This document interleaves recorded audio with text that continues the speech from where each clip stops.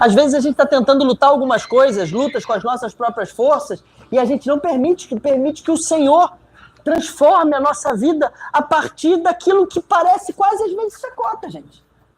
Você toma remédio, vai no psicólogo, vai no especialista X, Y, Z, faz ação assada, faz cozida, estabelece rotina, faz tudo. Muda de A para B, de B para C, faz uma coisa, faz outra, mas parece que nada transforma.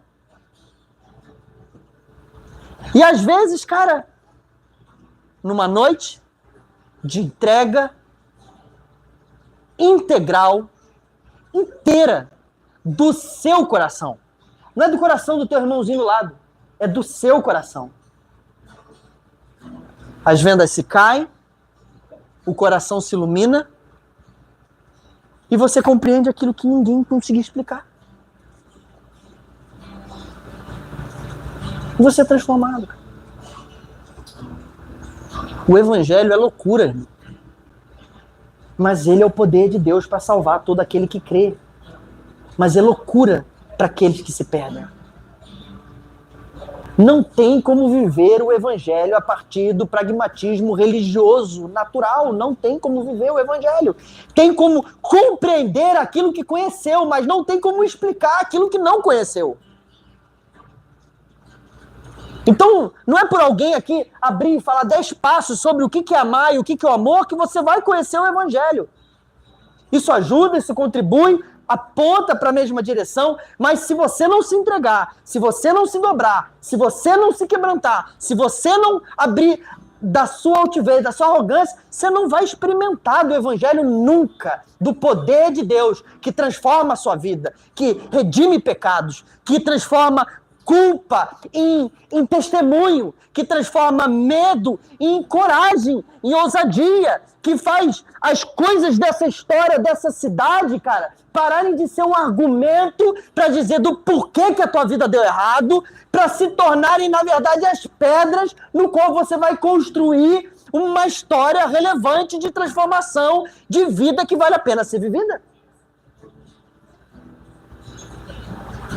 A gente não pode continuar gastando a vida no mais ou menos, na meia entrega, justificando que a coisa não está muito boa e que o outro ofendeu e que está amargurado.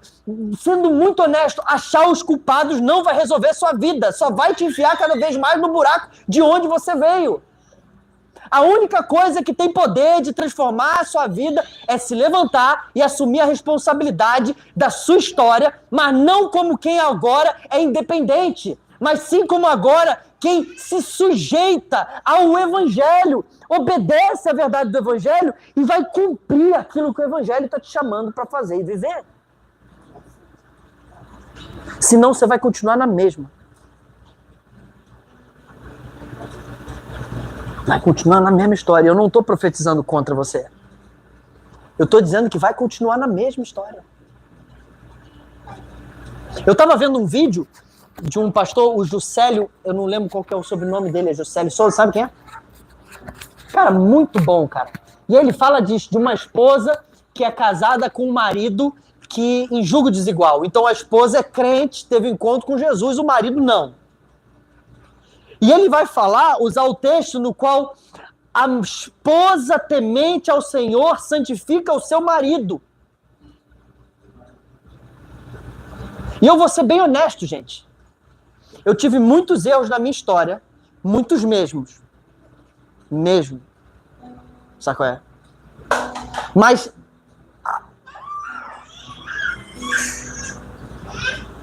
talvez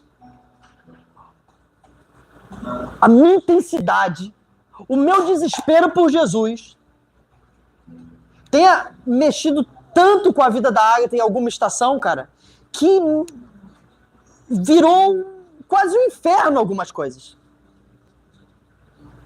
De verdade, gente.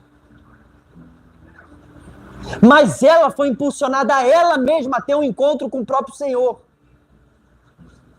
Não foi um encontro com Deus do Tiago, foi um encontro com Deus da Ágata. As nossas vidas precisam ser tão inteiras, tão intensas, tão mergulhadas no Senhor, que as pessoas ao nosso redor ou mudam ou mudam.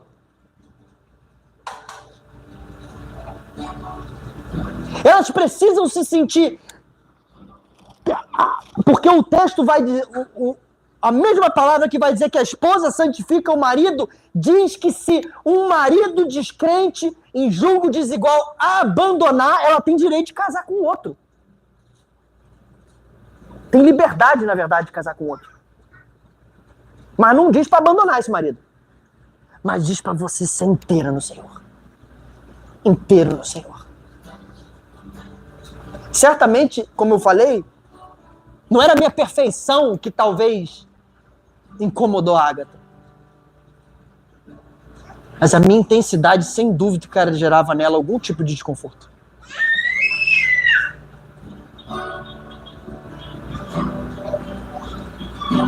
E eu creio que o Senhor precisa fazer isso em você também.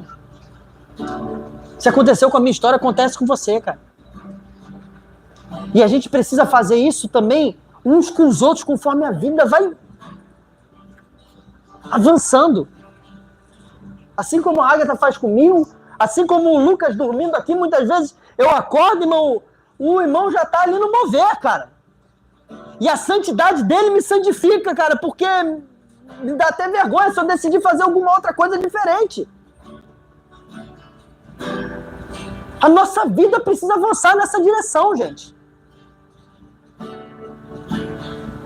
Eu estava aqui orando e decidi contar sobre esse texto porque o Senhor me deu uma visão, assim, foi muito louco mesmo. Eu queria que você pudesse olhar aqui uns para os outros aqui. Dá uma olhada aí.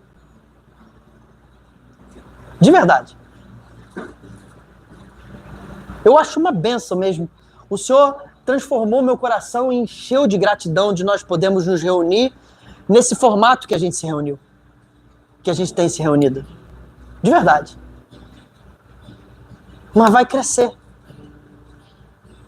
Vão chegar outras pessoas.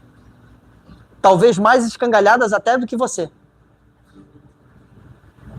Porque elas vão ver a sua santidade, a sua transformação, a sua vida e vão se aproximar. Porque às vezes você declarar que é evangélica, mas não viver como um cristão, às vezes está afastando aquele que vai ocupar sentar do seu lado. Porque diz, cara, por que eu vou seguir esse Deus se na vida dessa pessoa não tem transformação alguma?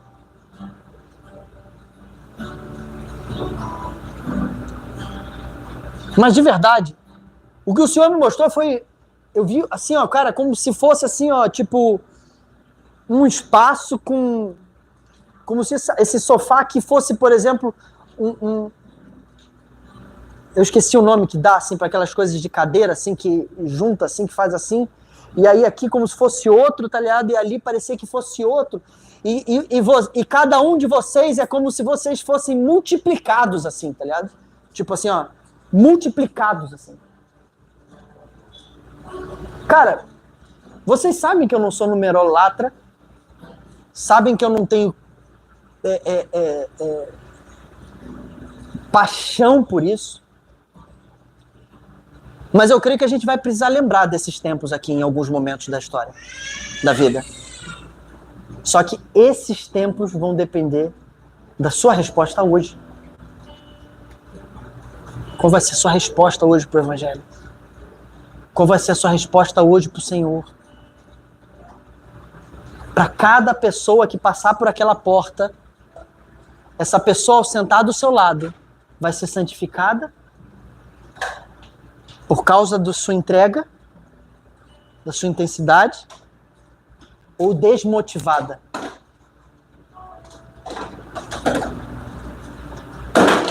Sendo muito honesto, eu acho que a gente muitas vezes não está bem. Às vezes eu tenho a impressão que a gente está menos bem do que mal. Menos mal do que bem. Graças a Deus. Eu pensei ao contrário. Às vezes eu tenho essa sensação um pouco. Às vezes parece que a realidade da vida é meio assim. O próprio Jesus disse, no mundo tereis aflições. Ele não disse, no mundo terão boas coisas. Ele disse, tem de bom ânimo. A palavra ânimo é alguém cheio até preencher. Tem de bom ânimo, pois no mundo tereis aflições. Fiquem tranquilos, eu venci o mundo. Se você não aprender a vencer o mundo, irmão, se você não aprender a vencer o mundo a partir das armas do evangelho, você vai viver dando desculpa, dizendo do porquê que a tua vida tá uma lasqueira. E o que é pior, você não escangalha só a tua vida, você escangalha a vida de todos aqueles que sentam ao seu redor. Ih, caraca.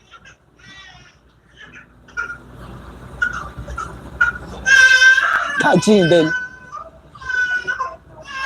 Ficou aprisionado ali, cara. Graças a Deus. Amém, meus irmãos? Glória a Deus. Faz sentido para você? Faz sentido? O quanto isso faz sentido para você? Amém. Oi? Encorajamento, graças a Deus. Obrigado pela Júlia, que é encorajadora. Ah, eu fui encorajador, gente. Não sei se tanto.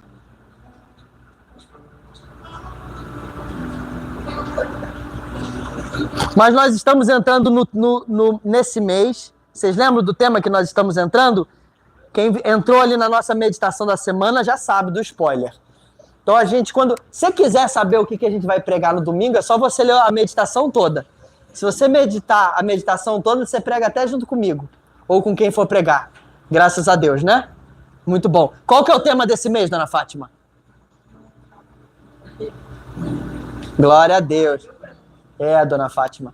Na verdade, eu vou. A Bíblia diz, cara, que a gente precisa ser esperto como uma serpente, né?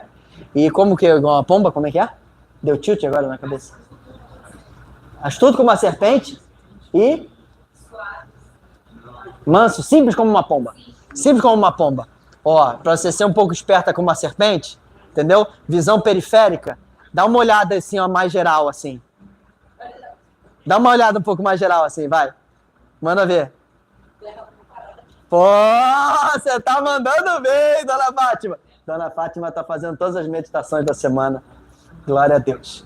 Não tá fazendo todas, né? Mas tá ali, ó. Terra preparada, né? Nós vamos falar esse mês inteiro, né? Sobre o tema Terra Preparada. É um tema que a gente já conversou faz 2 anos, isso? Eu acho que faz 2 anos já que a gente falou desse tema. Ih, você tá mandando ver aí na arte, né, cara? Graças a Deus. Oi?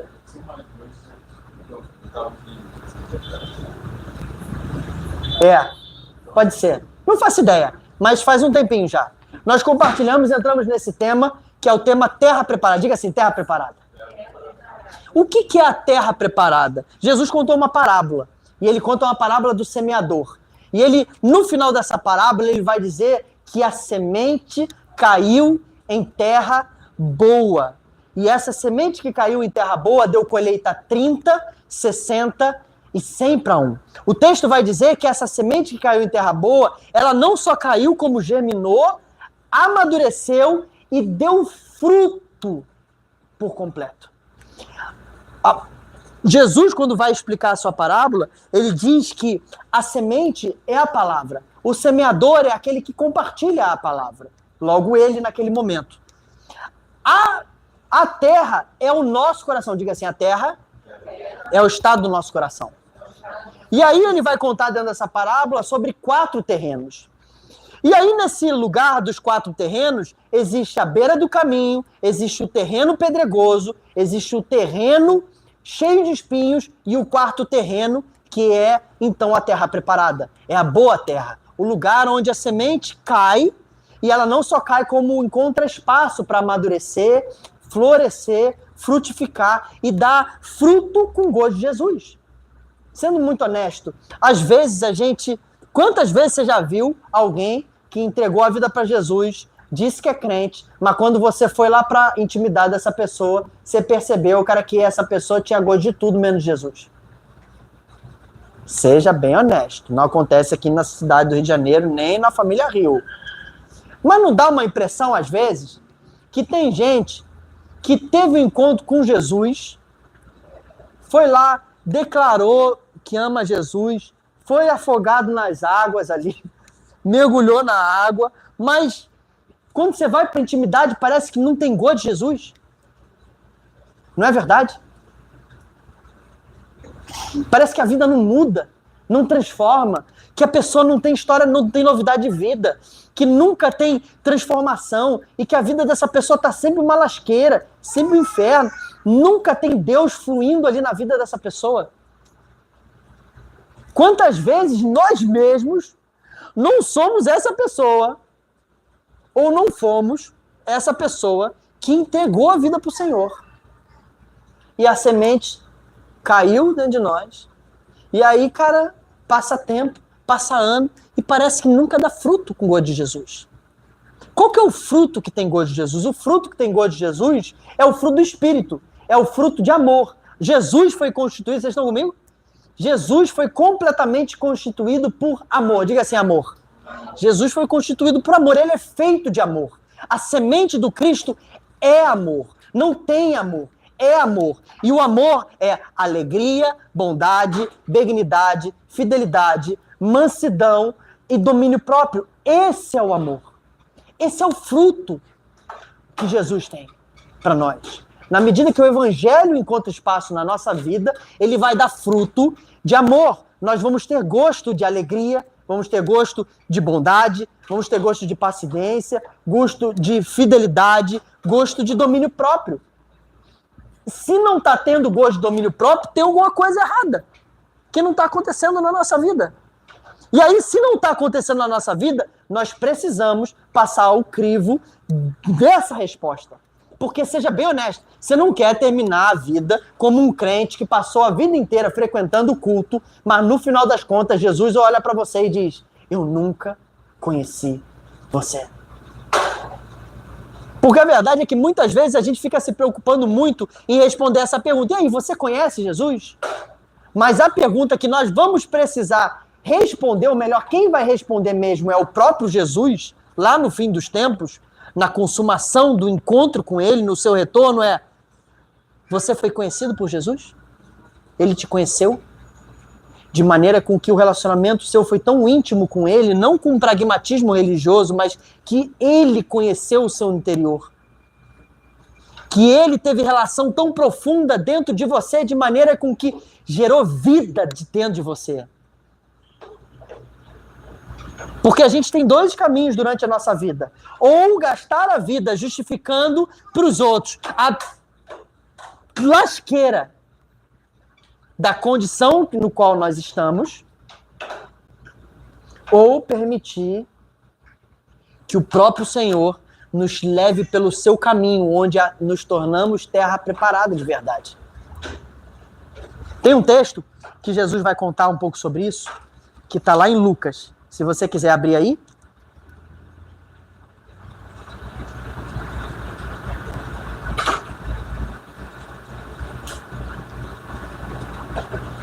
Espera aí que eu acho que eu errei. É Lucas não, é Marcos, gente, me perdoa. Marcos 11. Eu errei o título aqui. É isso mesmo, Marcos 11, 12. Se você puder abrir aí comigo. Eu queria que você pudesse ver esse texto. Vocês estão comigo? Sim. Graças a Deus. Amém. Se você quiser abrir aí, Marcos 11, 12. Né? Eu queria que você pudesse ver esse texto aqui mais ou menos como uma historinha que vai nos contando um caminho. Beleza? Ele diz assim: no dia seguinte, quando saíram de Betânia, Jesus teve fome. Diga assim: Jesus teve fome. E vendo de longe uma figueira com folhas. Cara, eu queria que você pudesse imaginar esse texto aqui, mais ou menos assim, ó. Jesus, ele para mim é um texto de uma parábola real. Uma parábola da vida. Porque esse texto realmente aconteceu. Ele não é uma história no qual Jesus está contando. Na verdade, porque tem muitos textos na Bíblia que são parábolas que Jesus contou para poder trazer um ensinamento. Esse texto, na minha opinião, é tão forte, tão crucial, que Jesus decidiu encarnar a parábola para poder transmitir o que ele queria contextualizar. Jesus estava saindo dentro de um contexto onde ele estava junto com vários religiosos que diziam-se tementes ao próprio Deus, que cumpriam a lei, que faziam tudo certo, não roubava, não cheirava, não matava, dava oferta até do cominho e até do grão da coisa, contava, chegava o absurdo de contar os grãos para poder dizer 10, para poder dar 10% daquele grão. Imagina, 100 grãos separa 10 grãos, que loucura. E aí, saindo desse contexto, ele conta, a história vai contar isso. E diz que Jesus teve fome.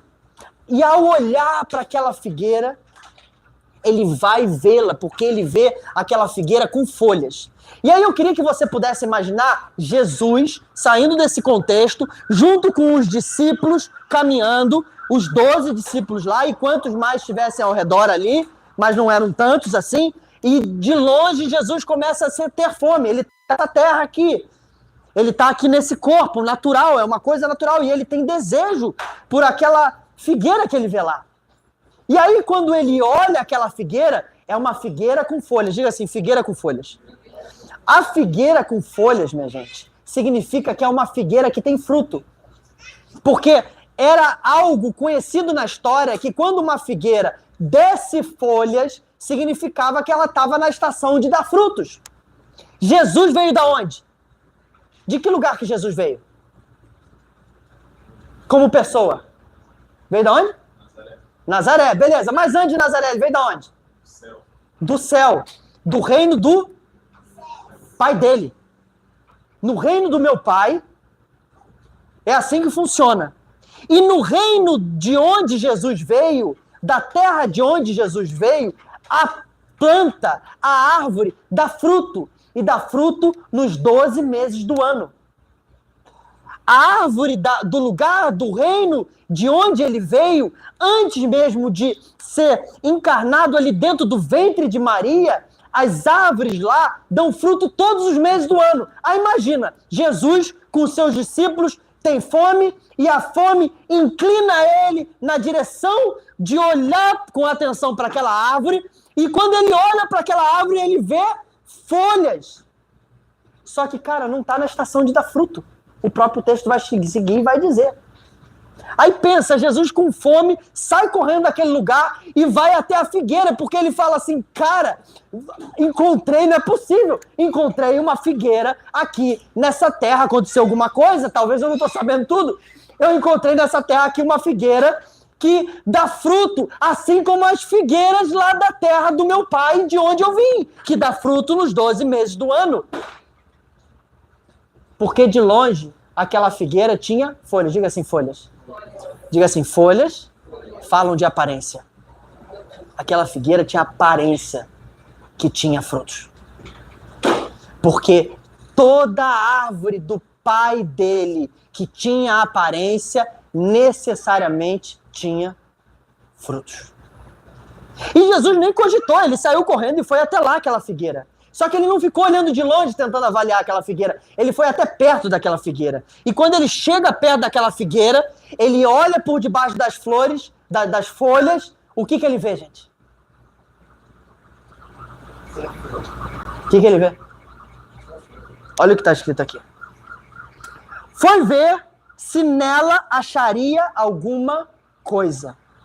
Mas aproximando-se dela, diga assim, aproximando-se dela, nada achou, a não ser folhas.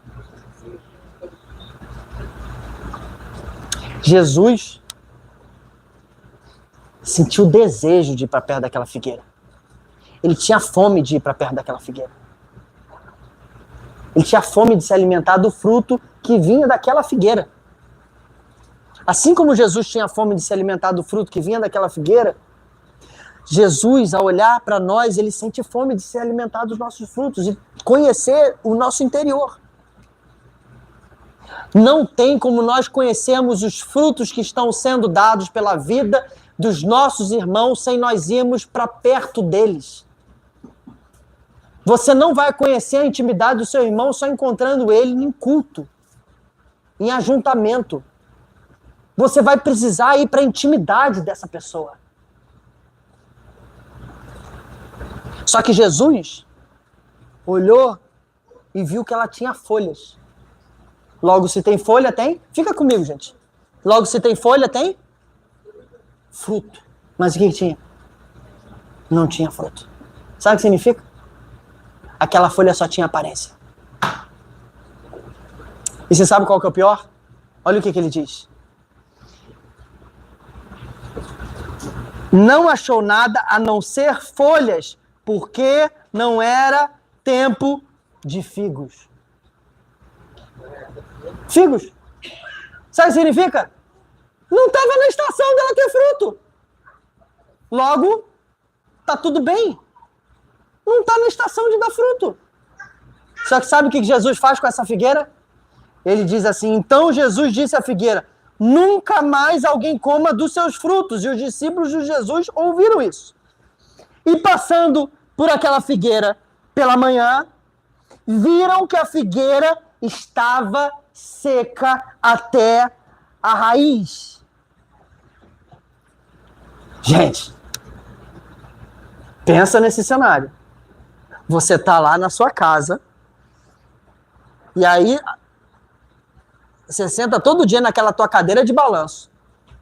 E tem sempre nas suas fotos do Instagram a foto daquela figueira ali na frente. Bela e exuberante. Todos os meses do ano, com folhas. E aí, do nada, vem um cara com um grupo de pessoas lá de longe, olha para aquela figueira num dia com cara entusiasmada, sai correndo daquele lugar, avança até bem perto da figueira que está na frente da tua casa, olha para aquela figueira, levanta as folhas e quando olha para as folhas, faz uma cara de interrogação e de quase desânimo, como quem foi atrás, comeu, não gostou, na verdade não comeu, né? Não podia nem gostar porque não tinha fruto. E aí daquilo, olha para aquela figueira e diz algumas palavras para aquela figueira. E no dia seguinte, quando acordam todos, aquela árvore está seca do topo até a raiz. Imagina o seu desespero da árvore que estava ali embelezando a sua foto todos os dias. E aí no dia seguinte, você acorda de manhã e está essa árvore desse jeito. Quando você vê Jesus vindo em direção àquela árvore, aquele mesmo grupo. E aí você sai do seu lugar e vai até Jesus. E vai como quem vai tirar satisfação de Jesus. Porque você tem certeza, você tem uma intuição que aquela palavra que Jesus declarou sobre aquela figueira tem tudo a ver com ela estar seca. Esse cara não sabe que Jesus é Deus. Só viu um homem chegando na frente da figueira. E aquela figueira, no dia seguinte, que foi visitada por esse homem, tá seca. Não tá com vida, não, gente. Tá morta. Destruída. Escangalhada. E aí você agora vai tirar satisfação desse homem, desse grupo de homens, que disse meia dúzia de palavras na direção dessa árvore, para perguntar, o que é que você fez com a árvore que estava aqui na frente da minha casa, que depois que você veio perto dela, que você veio para a intimidade dela, ao invés dela melhorar, ela secou. E aí, nesse momento que você vem cheio de raiva e de ranço, gente, eu sei que o Samuel tá muito lindo e ele é mais bonito que eu. Sem dúvida nenhuma, ele tem muito mais graça que eu. Mas eu queria muito pedir que vocês tirassem os olhos dele e botassem o olho no que eu tô falando, porque senão eu vou falar aqui e você não vai receber. Glória a Deus. Amém? Não precisa comentar com ninguém do teu lado, porque eu tô falando é pra você, só. Beleza? Amém? Glória a Deus. Fica comigo, por favor, gente. Tem a mãe dele aqui, tem o Guilherme, sabe qual é? Tá ligado? Já tá suficiente, não precisa de 10 pessoas pra cuidar do Samuel. Glória a Deus, né? Imagina, cara, você indo meio assim, ó, que nem a Rávila às vezes como fica meio braba, tá ligado? E o Daniel fica meio assim, meu Deus do céu, agora, cara, tá saindo fogo das ventas, vai me escangalhar. E aí vem a Rávila braba lá pra frente de Jesus, cara, e pra tirar satisfação com aquela figueira que tá seca, porque Jesus foi pra intimidade dela, pra tirar satisfação, pergunta pra ele, e aí Jesus olha pra ele, pra Rávila, com os olhos mais mansos e humildes que você já viu na vida.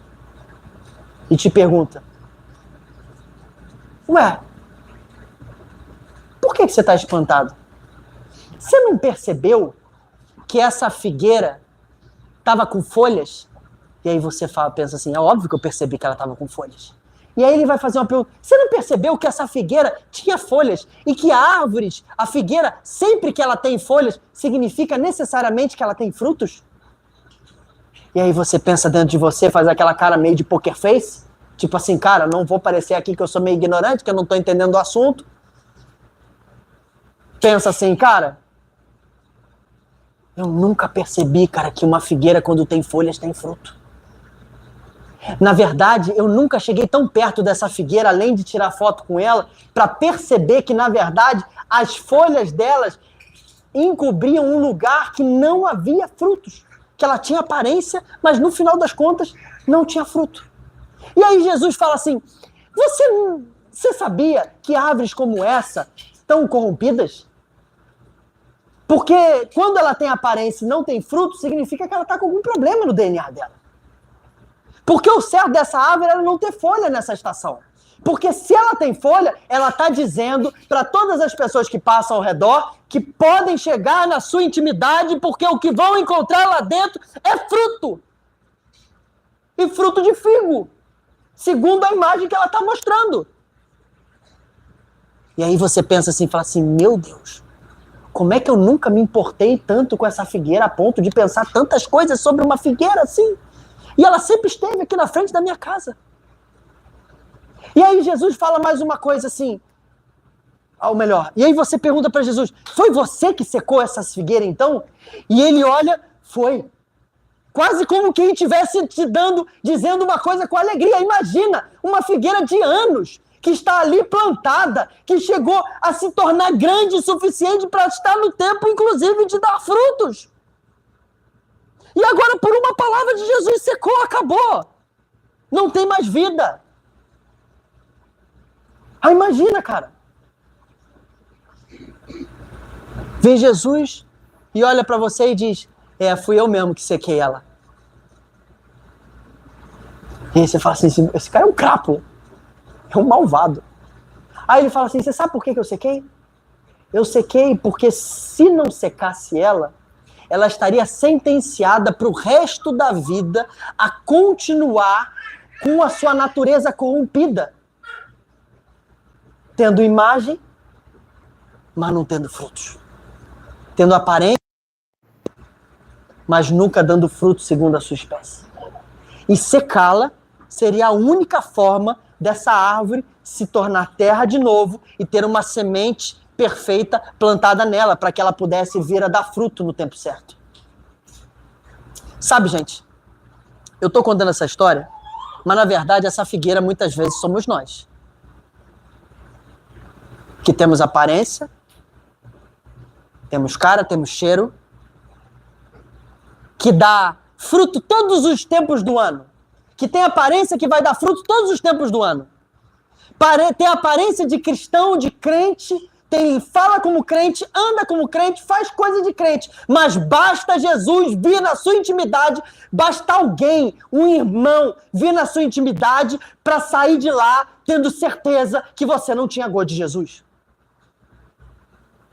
Que não havia gosto de você, de amor, alegria, paz, paciência, bondade, fidelidade, mansidão e domínio próprio. E a parada que deixa mais desesperador é que a figueira não estava no tempo de dar fruto. Se ele não estava no tempo de dar fruto, que mal tem ela não estar dando fruto, não é verdade? Seja bem honesto. Quantas vezes tem alguém, algum irmão crente, que está passando por uma adversidade gigante, que você vai lá e ela não tem gosto nem perto de Jesus e você sai de lá cheio de misericórdia, dizendo, poxa vida, gente, vamos relevar, porque querendo ou não, essa pessoa está passando um baque bem grande. Não é verdade, gente? Só que não é esse comportamento de Jesus diante da figueira. Você sabe por quê, gente? Porque uma figueira, Jesus não estava querendo que aquela figueira necessariamente estivesse exatamente igual à figueira do reino dos céus. O problema dele era uma figueira que diz não ser mais dessa terra, ser do reino dos céus, ter aparência de crente, aparência de cristão, falar como cristão, se mover como cristão, dizer que é cristão, mas na hora que Jesus chega perto de você, você chega perto de alguém, você não tem fruto segundo Jesus, a pessoa prova de você, você não tem gosto de Jesus.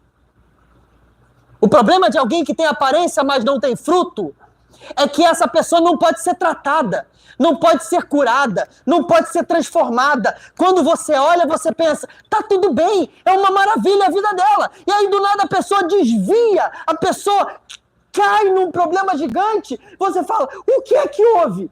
Muito simples. estava corrompido na natureza.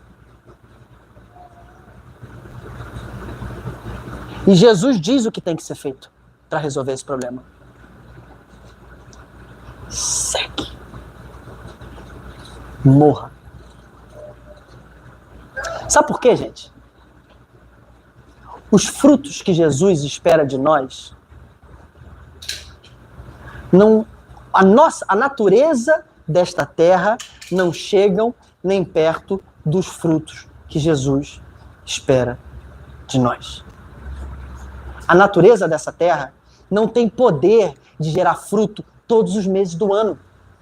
Porque a natureza dessa terra dá fruto somente na estação certa, gente. Sendo muito honesto, gente, você não precisa crer em Jesus, não precisa cantar música alto, você não precisa ler a Bíblia para dar fruto em estações boas. Você não precisa ser uma pessoa que crê em Jesus para estar alegre quando ganha um abono salarial. Você não precisa ser uma pessoa que crê em Jesus para tratar alguém bem quando o teu dia acorda florido. Você não precisa ser uma pessoa que crê em Jesus para poder cantarolar na rua no dia que você recebeu uma mensagem te cortejando. Você não precisa ser uma pessoa que crê em Jesus, que lê a Bíblia, que ora todos os dias, que tem relacionamento íntimo com o Senhor para poder fazer o bem sem olhar a quem, tendo dinheiro no bolso e tendo capacidade de vida estável, gente. Ninguém precisa de Jesus para dar fruto no tempo onde CNPq, né? Em condições naturais de temperatura e pressão. CNTP. Em condições naturais de temperatura e pressão. Ninguém precisa de Jesus para isso, gente. Todo mundo dá fruto. Você pode ser evangélico, pode ser espírita, pode ser um bandista, pode ser ateu, pode ser agnóstico, pode ser filósofo, pode ser o que for. Toda essa gente nessa terra vai ter capacidade de oferecer fruto na estação certa do ano. Agora, dar fruto os 12 meses do ano, tendo aparência e natureza.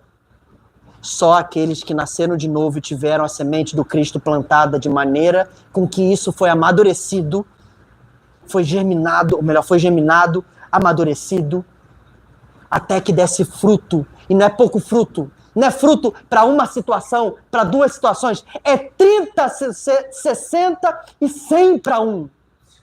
De maneira com que o evangelho ter entrado em você agora te dá resguardo para lidar com 30 situações adversas, 60 situações adversas, 100 situações adversas, com que nada vai tirar de você a capacidade de dar fruto de Jesus. De maneira com que as pessoas, ao olharem para você, vão ver, cara, tem fruto, tá todo mundo escangalhado, é meio da pandemia, não teve pagamento, é estresse para tudo quanto é lado, mas quando você vai para a intimidade, aquela pessoa está derramando Jesus, exala cheiro de Jesus, tem gosto de Jesus, tem vida de Jesus, você percebe que tem vida de Deus fluindo de dentro para fora, gente. Fica comigo aqui. Eu sei que a palavra é bênção, mas nos coloca confrontados com nós mesmos. Então, fica comigo.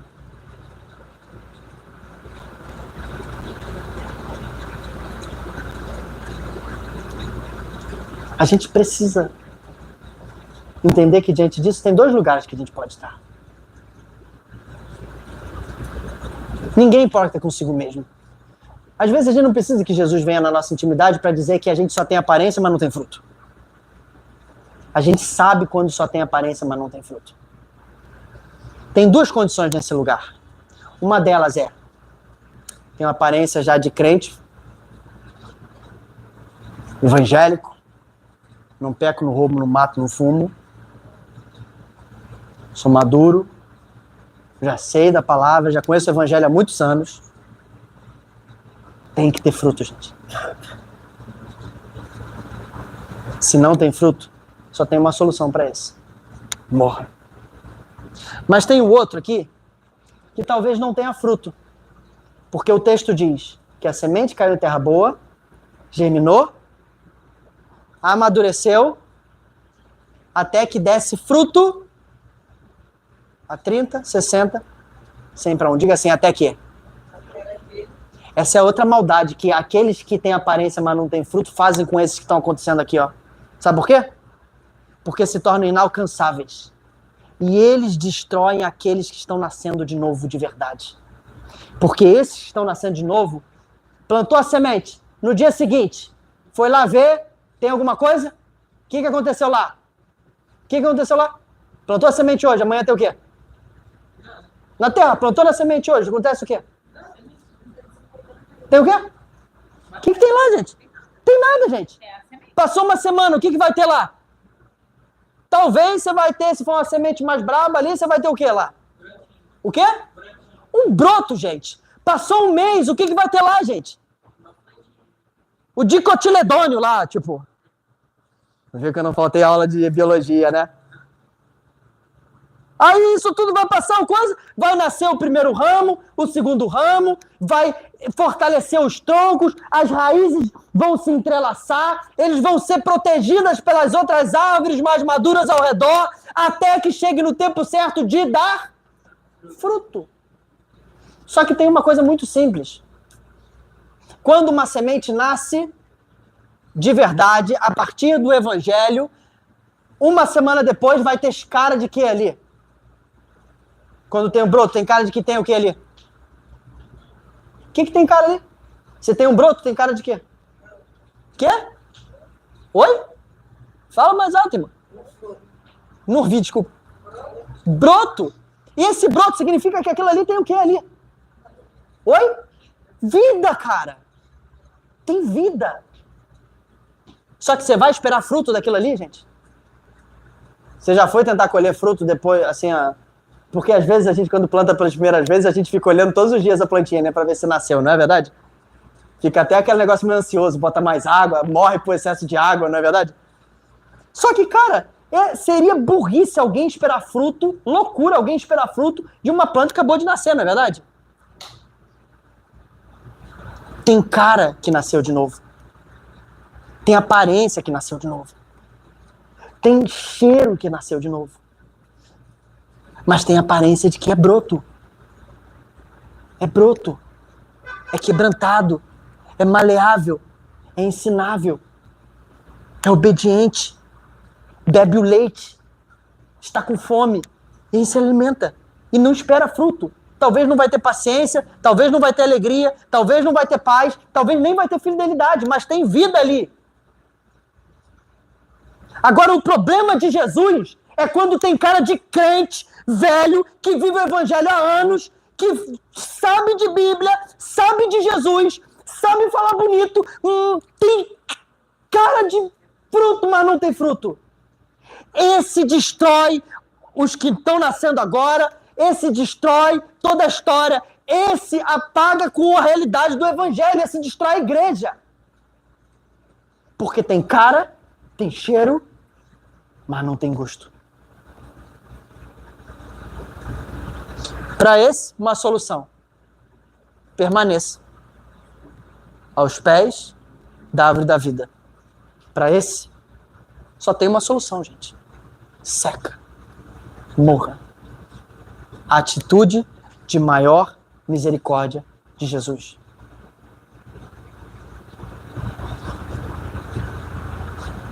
Não está precisando de passar a mão na cabeça. Está precisando dizer assim, seque, morra. Porque para que possa viver, é necessário morrer. Porque antes de você ser terra, beira do caminho, terra pedregosa, de espinhos, terra boa, precisa morrer, gente. Porque se você for árvore, só vai ser terra se você secar, decompor e cair no chão. É exatamente essa a explicação porque um espírita que faz obras boas de um cristão imaturo tem uma diferença abismal. Porque esse aqui dá fruto no tempo bom. Esse aqui também não está dando fruto, mas nasceu de novo. E no tempo certo vai dar colheita todos os meses do ano a 30, 60 e 100 para 1. Só que se você não olhar para as boas obras desse aqui e não ficar abismado e poder ir para a intimidade e falar, cara, aqui não tem cheiro de Jesus, infelizmente, a gente gostaria que tivesse, mas não tem. Seca. Irmão, tem que morrer, cara. Se não morrer, irmão, se não morrer, não tem o que fazer, cara. Se não morrer, gente, não tem o que fazer. Diga assim, se não morrer, não tem o que fazer. Não tem o que fazer, meu irmão. Não é a tua carteirinha de fazer parte da família Rio que vai te levar para o céu. Não é ter feito parte das atividades que vai te levar para o céu. Só tem uma coisa que vai te fazer entrar no céu de volta. Se você de fato veio dele, nasceu dele. Não tem como morrer sem se quebrantar. Só quebrantado. E aí, para isso, gente, para eu poder finalizar, estão comigo, gente? Faz sentido para você? Vocês estão vendo essa imagem ali? A gente postou essa imagem lá no grupo. A Júlia respondeu de prontidão. Olha que lindo. Você sabe qual que é o problema disso? É linda mesmo a imagem, não tá bonita? Vocês entraram na meditação da semana, tá bonito, né, cara? Eu falei assim, nossa, que bonito, né? Oi? Exatamente isso. Não tinha fruto. Ele fez a festa de 3 anos comigo. Aí ele falou assim, arranje várias maçãs e amarre todas essas maçãs. Eu ia contar isso hoje, sabia? Mas não ia contar mais não, mas gostei que você contou. Não, tá ótimo, na verdade, tô agradecendo. Porque eu não ia contar, daí eu não consegui conectar, mas isso aí é poderoso. Sabia que aconteceu isso, cara? Imagina o ápice de alguém que se importa somente com as aparências. Tinha um sítio, ia fazer aniversário de 2 anos seu, 3 anos dela. Não foi teu avô, foi teu pai.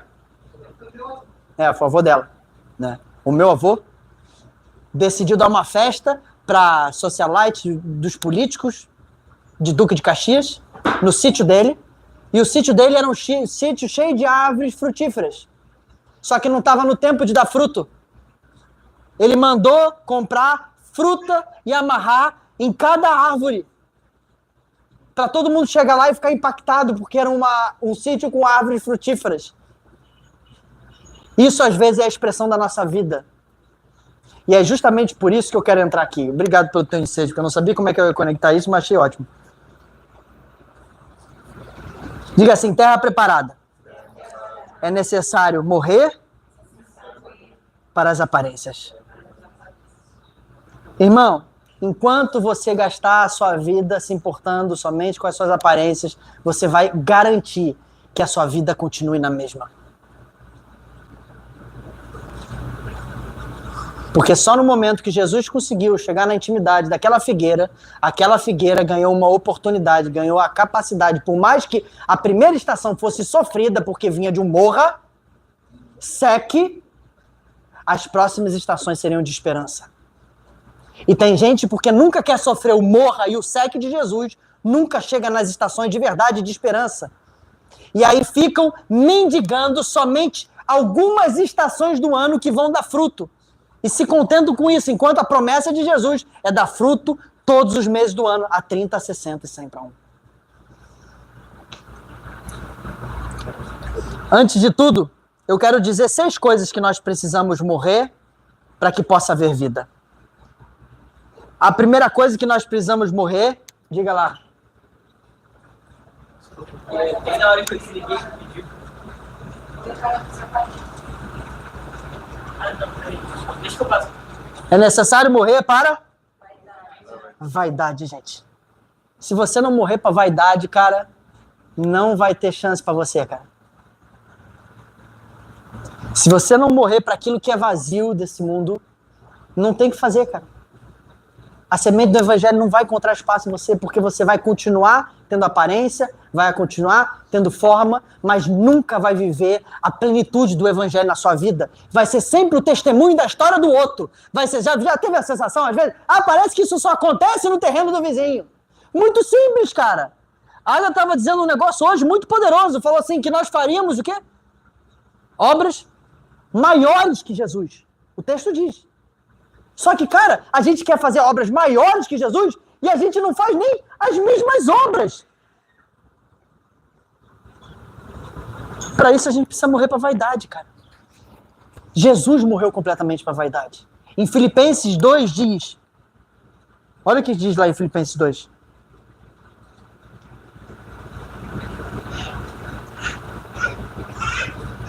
Portanto, então completem a minha alegria, tendo o mesmo modo de pensar, o mesmo amor e sendo unidos de alma e mente. Não façam nada por interesse pessoal ou vaidade, mas por humildade, cada um considerando os outros superiores a si.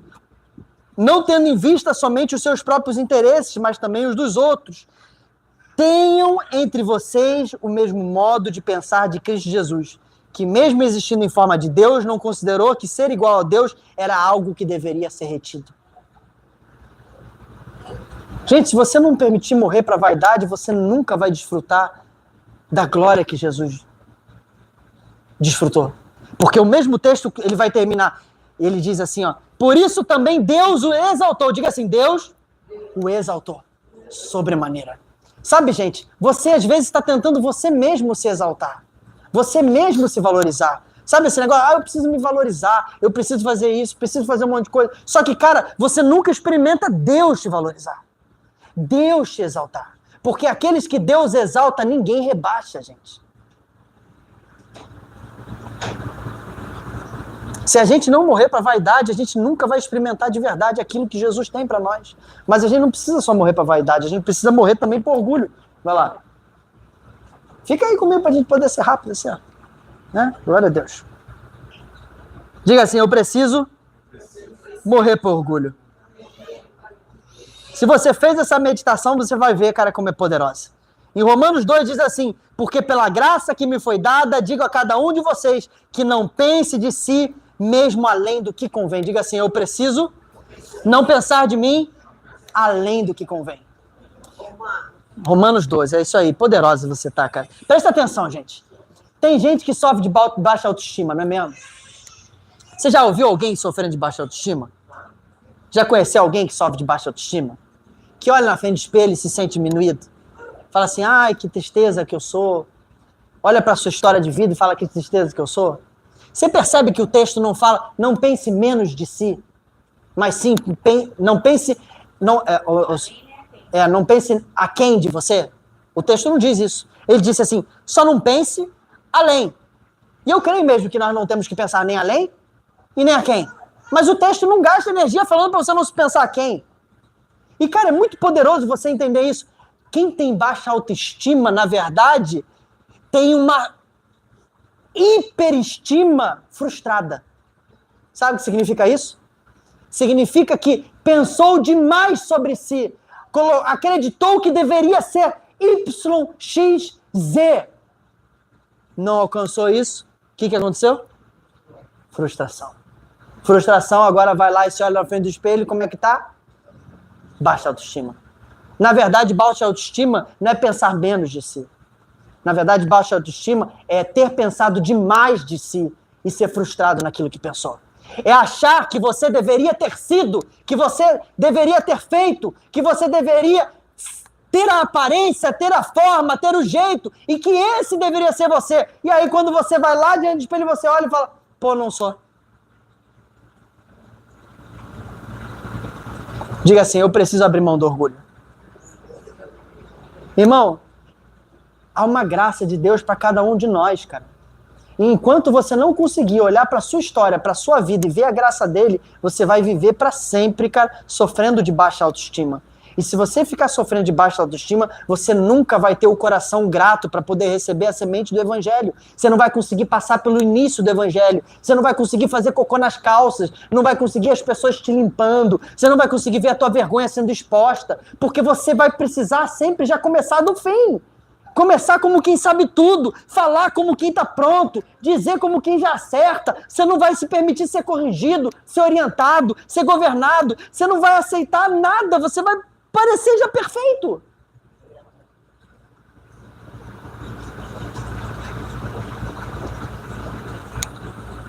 Glória a Deus, né? Eu falo batendo, né, cara? Eu tento falar melhor, gente. Me perdoem, cara. Mas é como eu fico mais animado, cara. Vai lá, nós precisamos morrer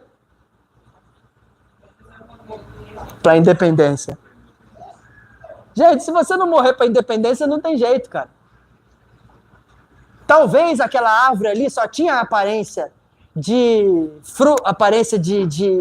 figueira que ia dar fruto bonitinho, tinha folhas e estava tudo certo, porque talvez não tinha nenhuma figueira frutífera ao redor dela. E aí vive se isolando, não deixa ninguém entrar na intimidade, porque na hora que entrar na intimidade vai perceber, cara, que estava uma merda. Vai perceber que a vida estava escangalhada. E aí vive sempre independente, resolvendo os problemas com as próprias mãos, nunca consegue pedir ajuda, nunca consegue dizer, cara, fiz caganeira mesmo, a minha vida tá uma lasqueira, tudo lascado, tô deprimido, tá explodido, tá ruim, preciso de ajuda. Vive independente. Independente por quê? Por causa do orgulho. Não consegue quebrar o orgulho por quê? Por causa da vaidade. Rompe com a vaidade, rompe com o orgulho, você vai começar a ter mais facilidade para romper com a independência, gente. Vai precisar perceber que a sua vida às vezes está uma lasqueira porque você plantou a lasqueira mesmo. E vai precisar se sujeitar e obedecer. E vai precisar ouvir o conselho dos outros, talvez até de gente mais nova. Mas eu digo assim, eu preciso também morrer para minhas próprias vontades. Filipenses 2 diz assim, não façam nada por interesse pessoal ou por vaidade, mas por humildade, cada um considerando os outros. Diga assim, considerando os outros superiores a si mesmo. Já parou para pensar nisso, gente? Tem gente que só faz o que quer, o que gosta. Imagina, cara, se eu deixo essa criança fazer só o que ela quer, o que eu estou ensinando para ela? Que quando ela não tiver vontade, o que pode acontecer? Ela simplesmente não faz. Eu estou fazendo bem para ela ou mal? Pô, cara, apareceu o segundo. Vocês estão querendo que eu acabe mesmo, né? Não, agora vocês querem que eu acabe, com certeza. Tudo bem, eu estou acabando já, gente. Não bebeu água, tem que ir até agora. É porque eu bebi água e ele estava fazendo coisa que tinha feito por ele.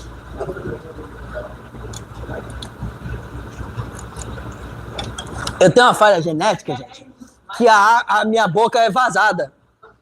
A água cai, assim, eu não consigo tomar sem cair água, tá vendo? A Agatha reclama que as minhas blusas ficam tudo manchadas, tá entendendo? Aí a culpa, na verdade, é da boca, não da barriga que tá protuberante. Glória a Deus. Aí você vai um pouquinho melhor, fica direto. Passava direto, é verdade, ia cair nos pés. Tá bom. Né? Diga assim, eu preciso morrer para as minhas próprias vontades. E as próprias vontades? Quando você faz todas as vontades daqueles que estão ao seu redor, você, no final das contas, os ensina errado. Quando eu permito que essa menina faça só as vontades dela, eu estou tornando ela, cara, o pior vilão dela mesma.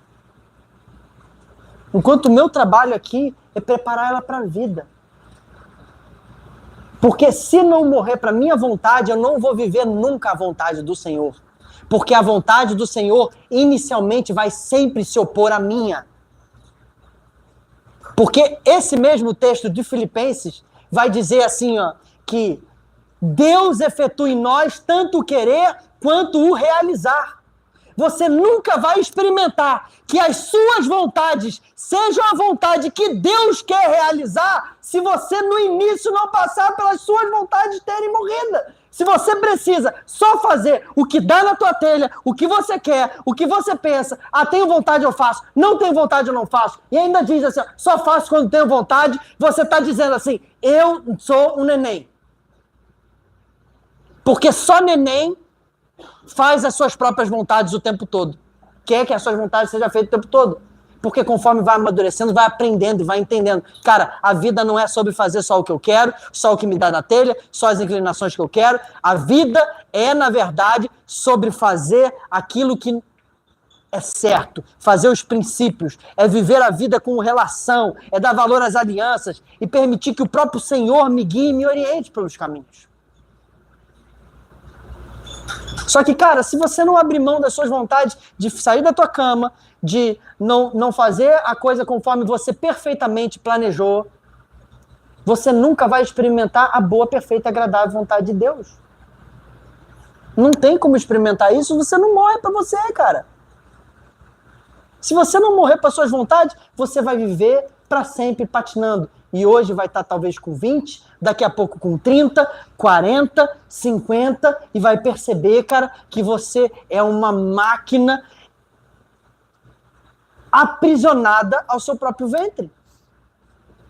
Que só faz o que dá na telha. O que você quer, você faz. O que você não quer, você não faz. E aí talvez você fale assim, cara, mas parece que a graça do Senhor só cai no terreno do lado. Tem uma música que é muito poderosa, que é das 10 Virgens, do Tom Molinari. Cara, é incrível se você não ouviu ainda. Mas ele vai dizer assim, ó, cara, eu não posso te dar a vida de dependência que eu tive. Os últimos 10 anos de dependência que eu tive, eu não posso transferir para você e você agora do nada começa a viver a mesma coisa que eu estou vivendo. Não é mérito meu, foi obediência por causa da sua graça, mas se você não decide obedecer, você nunca vai chegar na época de desfrutar dessas coisas. Tem gente que fica assim, pô, mas o cara ganhou carro, já ganhou apartamento, mas já viajou, fez um monte de coisa assim, cara, de formas assim, sobrenaturais. Só que, cara, vocês não viram quantidade de coisas que já foi sofrido, chorado, de desespero, de viola que foi enfiada no saco, de luta que foi passada em simples obediência sistemática, simplesmente porque ele mandou. Porque é o certo a se fazer. Porque esses são os princípios e valores. Cara, gente, eu sou um cara lascado, gente. De verdade. Eu sou um cara que tem muitas dificuldades. Eu tenho dificuldade até de raciocinar, gente. Eu sou um cara cheio de desafio. Se Deus fez comigo, Ele sem dúvida nenhuma vai fazer com você, cara. Só que Ele nunca vai fazer com você se você não decidir de verdade obedecer de todo o seu coração. Se você não abrir mão das suas vontades. Se você só fizer o que você quer, só fizer o que dá na telha, só fizer o que for interessante. Mas, cara, se você obedecer, se você morrer para suas vontades, se você morrer para você mesmo, o cenário muda, cara. Porque aqueles que se exaltam o próprio Deus se incumbe de ser a resistência para poder derrubá-los. Mas aqueles que se humilham, o próprio Deus se incumbe de exaltá-los, cara. Já imaginou você desfrutando da graça de Deus, te impulsionando, e não só te impulsionando, não é te impulsionando na direção contrária do que você quer, não. É você querendo, gente. Cara, esses dias eu tava pensando, eu oro aquilo que, cara, é vontade do Senhor, cara. Eu não tô orando o contrário, eu tô orando o que é vontade do Senhor. E tudo que eu mais quero é que a vontade do Senhor seja realizada. Cara, isso é louco demais. Você tá na direção do fluxo certo. Agora a maré te leva pra lá. É só você continuar navegando. Agora imagina que inferno, você está o tempo todo navegando na direção errada, contrária, e na direção errada você está o tempo todo parecendo que Deus está te resistindo em tudo que você faz. E as pessoas olhando para você, achando como, tentando te corrigir em tudo quanto é lado, parece que é um inferno essa vida. Não é verdade, gente? É uma lasqueira, cara. Cara, o sublime está aqui, é sobrenatural, é perfeito, gente. E por fim, vai lá, a gente poder acabar de vez. A gente precisa morrer por falso sucesso, gente. Se você não morrer por falso sucesso, você não vai viver nunca o evangelho. Sabe o que é o falso sucesso? É você ter sucesso naquilo que Deus não te chamou para ter sucesso. Porque você ter sucesso naquilo que Deus não te chamou para ter sucesso, na verdade, é o pior fracasso. Porque não tem cara de fracasso, tem cara de sucesso e vai fazer você acreditar que a tua vida está dando certo. Porque vai entrar dinheiro, vai aparentemente te levar para os lugares que você quer, só que você vai chegar no final da vida e descobrir, cara, que a sua vida não valeu a pena. Esse é o falso sucesso. Jesus tem tudo isso, cara. Dentro da caixa de Jesus. É poderoso demais, cara. Mas vamos lá pro final. Eu preciso morrer pra falsa... pra justiça própria. Se pudesse colocar de pé, junto aqui comigo.